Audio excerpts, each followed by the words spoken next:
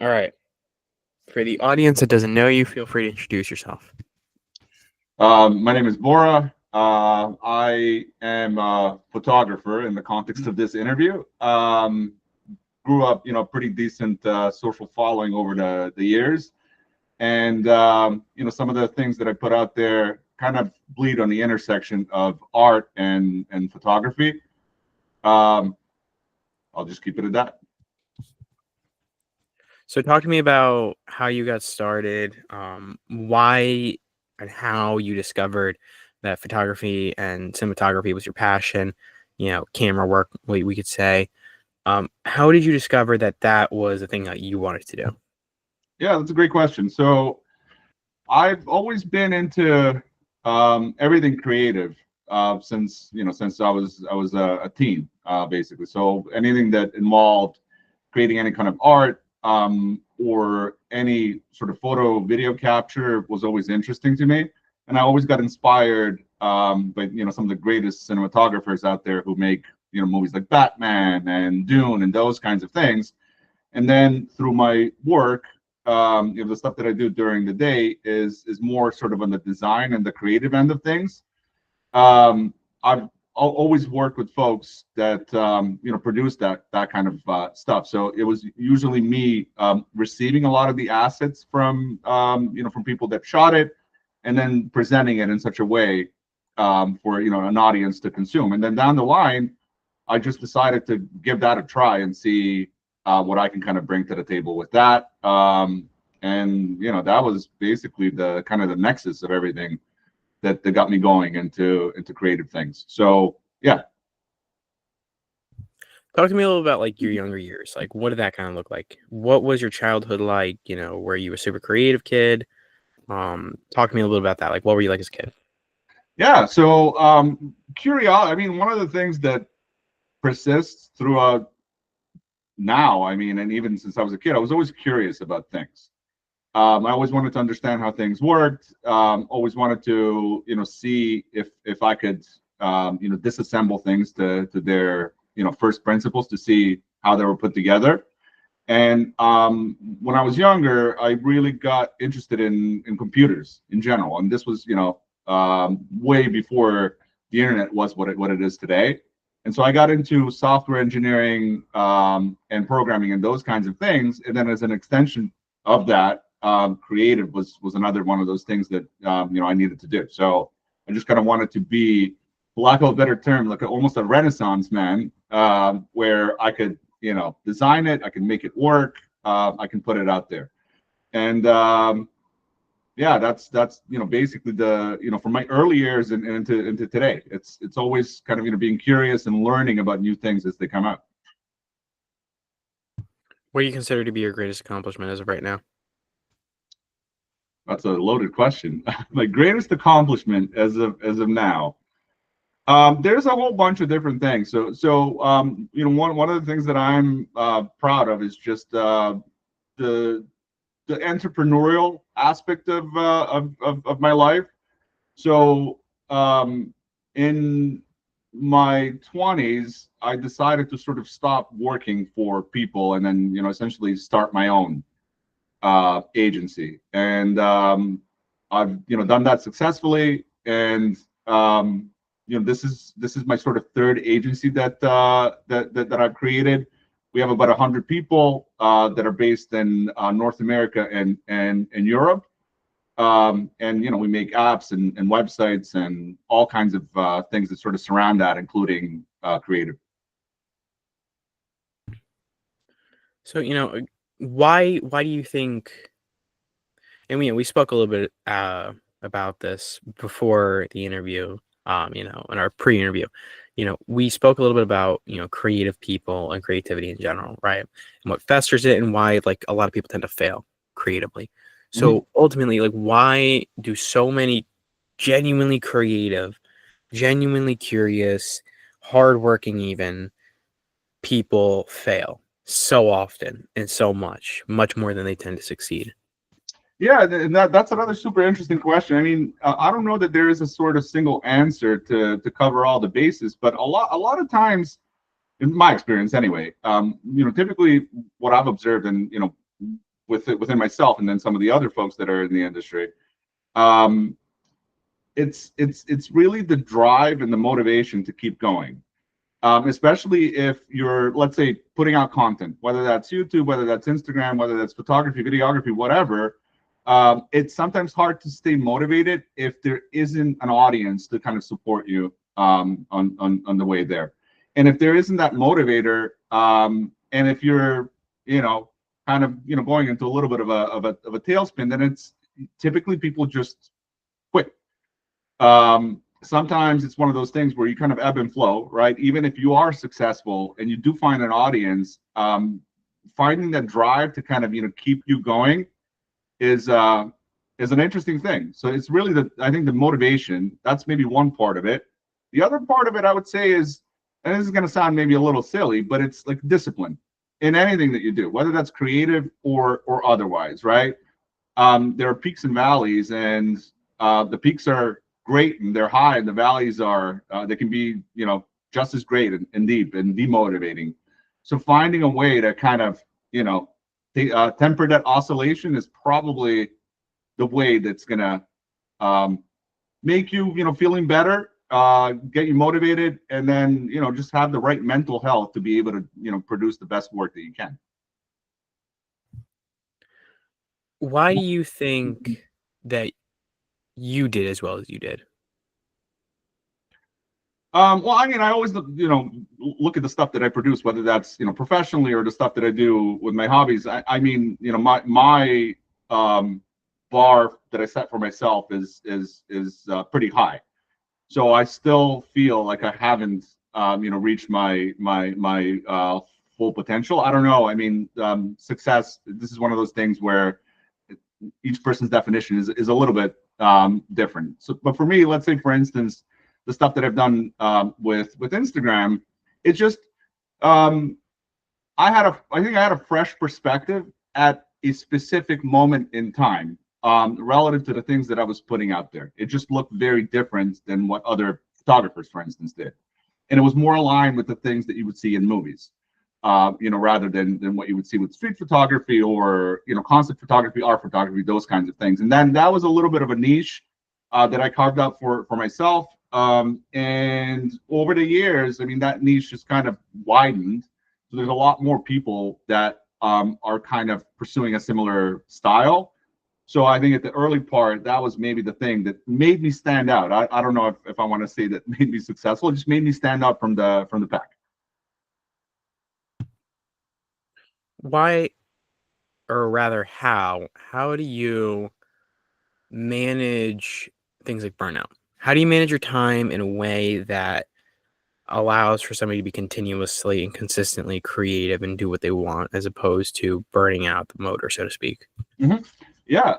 So burnout, like I said, it's an interesting one. And if you put all your eggs in one basket, then it's very easy to kind of burn out. So I think, in my opinion, it's important to have other avenues that you can explore when, let's say, you hit that ceiling, right? So for instance, for me, it's kind of going between, programming, engineering, product strategy, those kinds of things, and then the more creative stuff, which is photography, videography, and those kinds of things.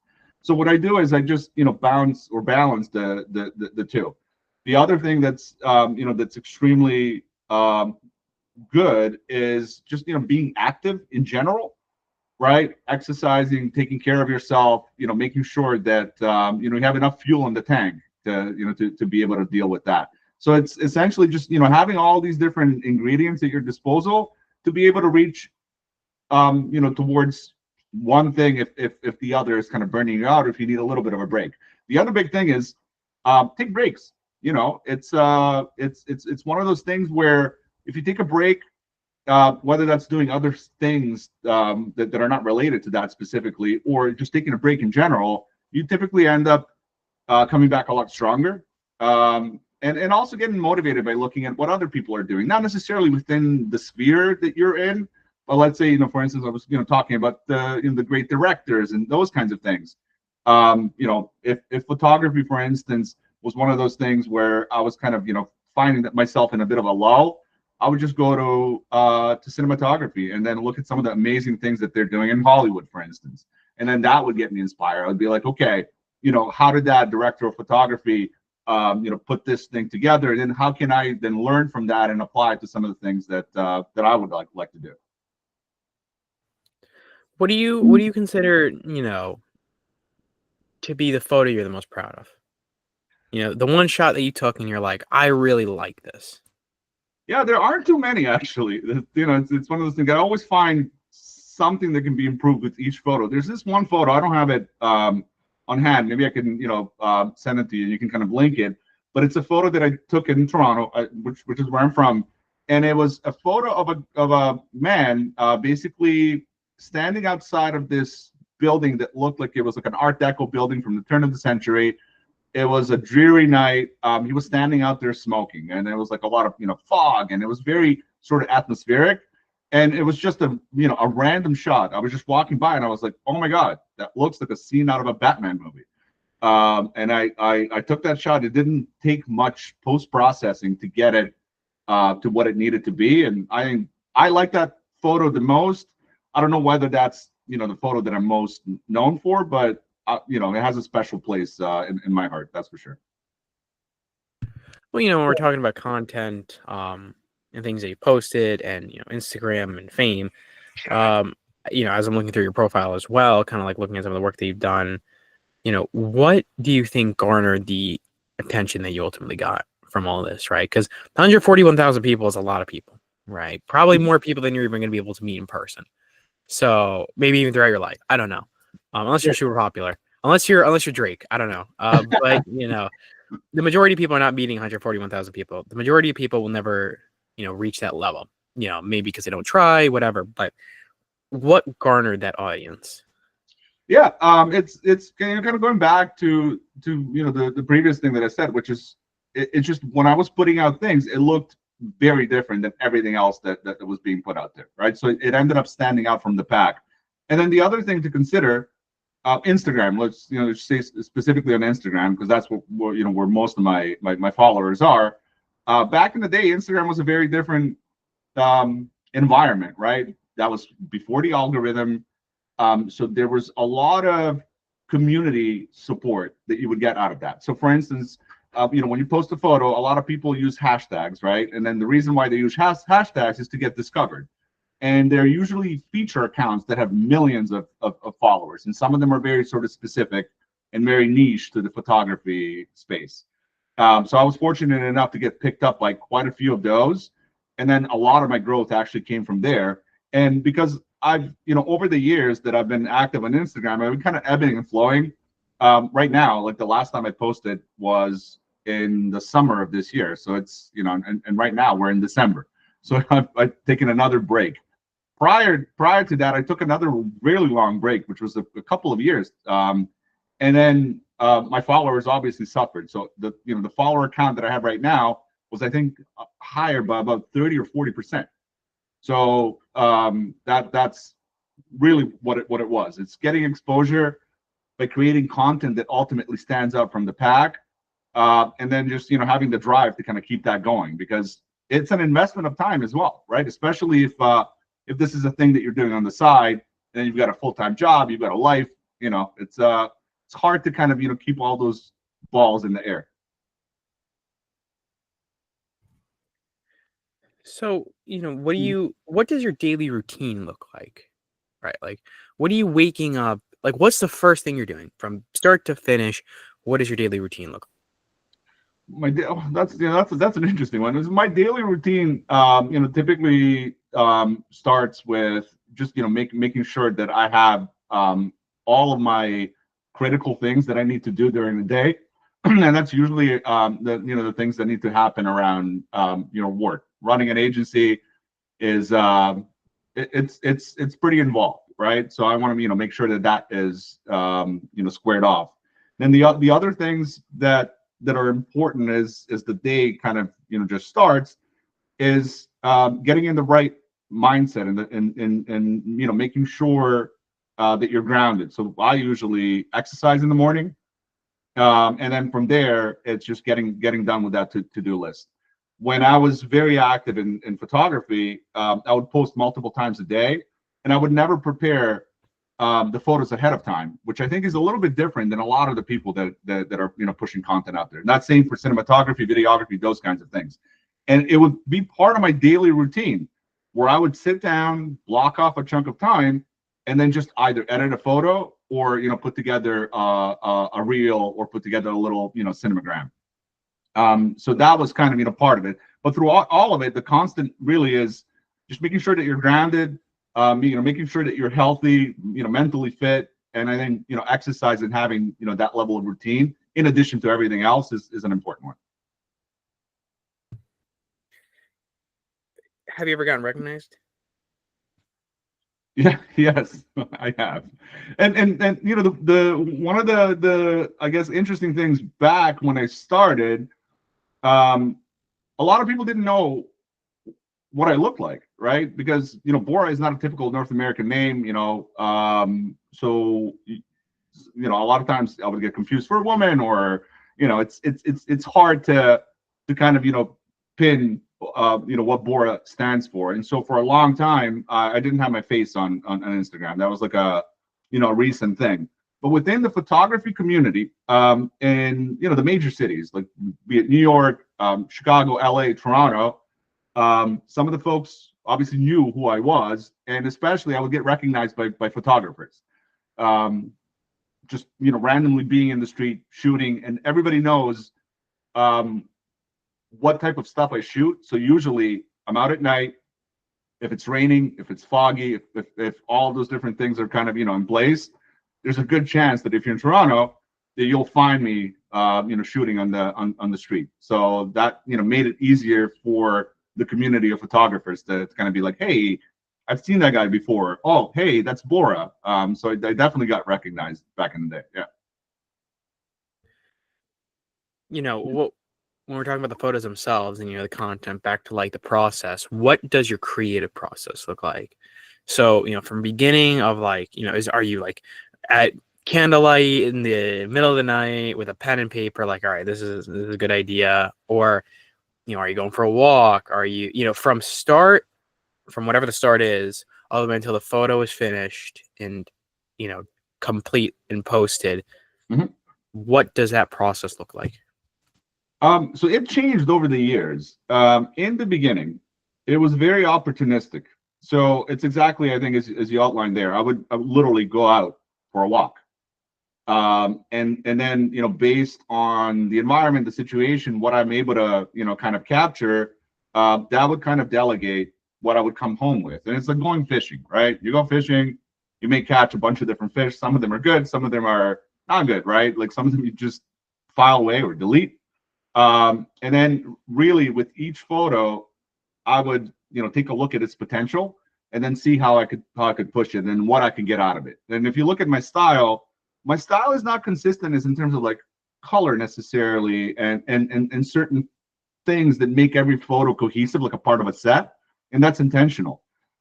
Because I let every photo have its own personality, for lack of a better term, right? So when you look at my feed, yeah, there's a level of consistency, but it's not your typical consistency. And then over the years, I've tried to experiment with certain things where I wanted to get more consistent. So in certain parts of my photography journey, I would sit ahead of time and then figure out what kind of a shot list I wanted to get, what kind of a mood I wanted to convey, and then I would go and walk the streets with that specific thing in mind.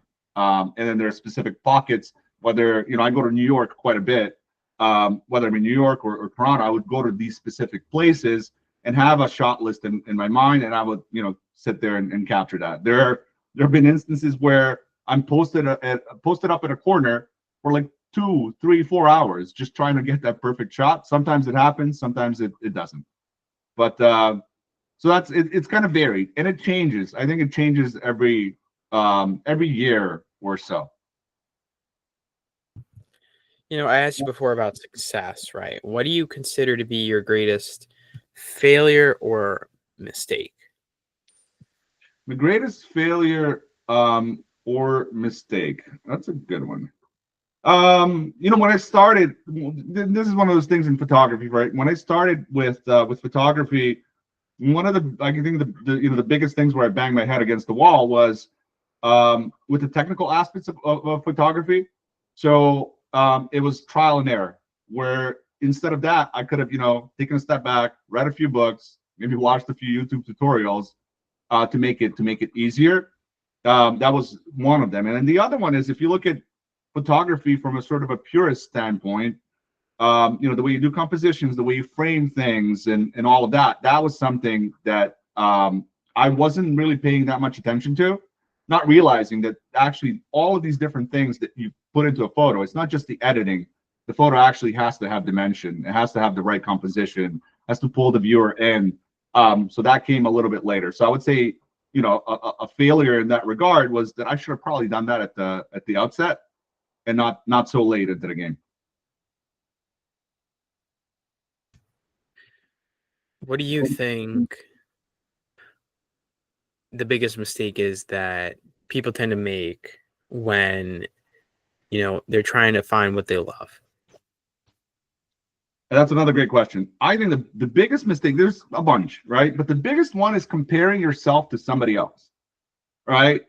And it's essentially like, finding a person that's been successful in anything, really. It's not just in the creative endeavors, right?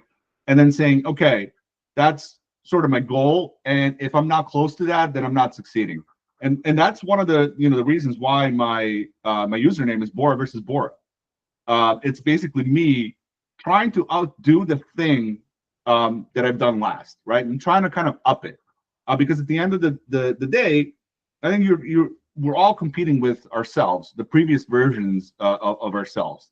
And I think if you lose sight of that, and then you're like, all right, I want to be like that person, and then you do certain things to sort of become that.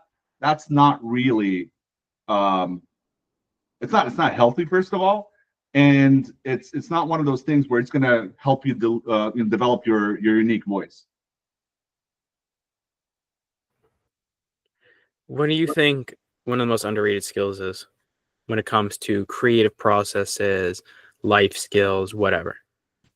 I don't know if it's a skill specifically, but I think it's this notion of curiosity and then always learning. Because it doesn't matter what you're doing. I would say both technology, for instance, and creative, there's always something that you can get better at, right? So, going back to my previous comment around getting better at composition, getting better at color grading, getting better at editing. That's one of those things that's gonna level up your game. That's gonna actually help you produce a better body of work over time. So it's really doubling down on that and not being afraid of things that you feel are difficult to do, because they're only as difficult as you perceive them to be.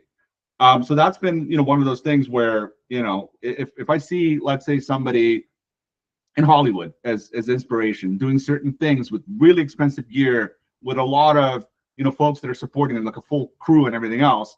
I mean, you can look at that and say, hey, I don't have those resources on hand. We can say, hey, how can I replicate that, and how can I be a one-man show and be able to kind of do all of these things in order to achieve a similar result. What do you think the part that you most enjoy? What is the part that you most enjoy about what you do? It's interesting, right? There's a lot of it. There's a lot of different aspects of it that are enjoyable. I would say it's really the capturing the actual photos, and it's I usually, there are times where I have like a group of buddies that I go and shoot with. And over the years, some of my friends have sort of moved to different countries, moved to different provinces, different states, whatever. But I usually go out on my own, and it's going to sound silly. It's almost like a therapeutic process. Certain people go fishing, for instance, and that's what they find fulfilling and relaxing. For me, it's just being out there on my own with a camera and some good music, and essentially just catching the moments.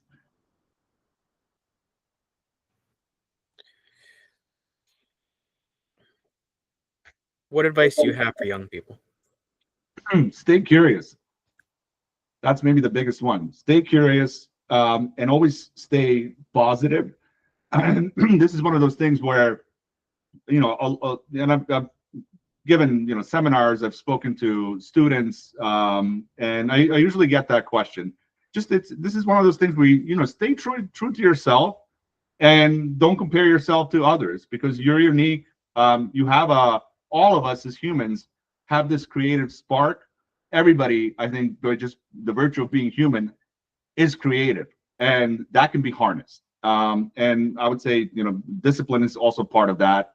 So just, make sure that, you're centered, and then doing the right things by you, and not comparing yourself to others, and being disciplined about it. What's the key to making truly great art, or what do you think it is?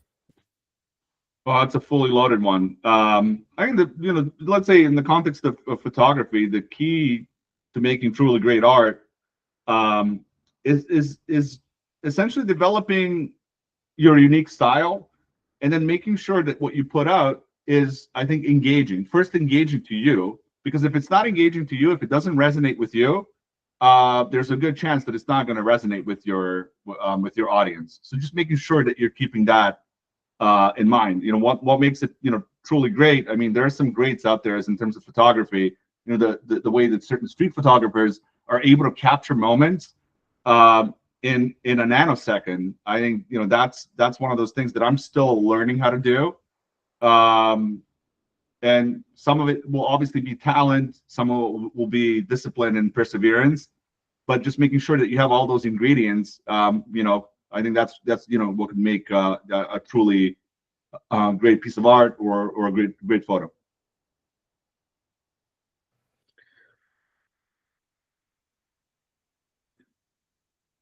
What career, when you get kids, like, right, young people in general, 18, which is my age, 17, 16, 20, early 20s, young adult, I would say, type era, of your life, a lot of them tend to struggle with, where am I going in the future, right? Like, how do I know what I'm supposed to do with myself? It's a big world out there.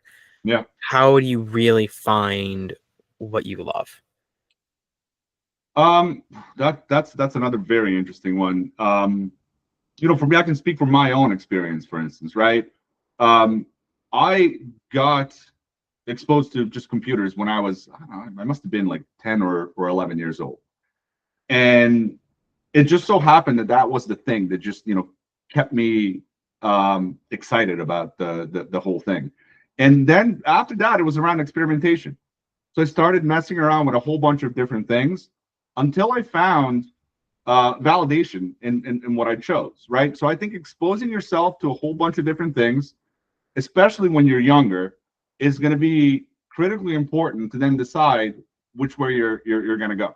And when I was younger, I never really thought about, okay, what should I be doing when I'm in my mid 20s, 30s, 40s, whatever, right?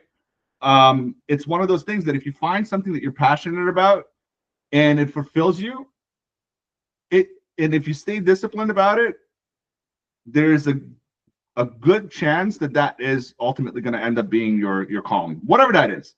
And that could be, and that could be any kind of a career, not just the creative pursuits. Let's say, for instance, I know some people that are more into math and numbers and those kinds of things, and like accounting, which is not an interesting thing to me, but they were able to find certain aspects of those jobs and careers to make it into something that they were great at and something that was fulfilling to them.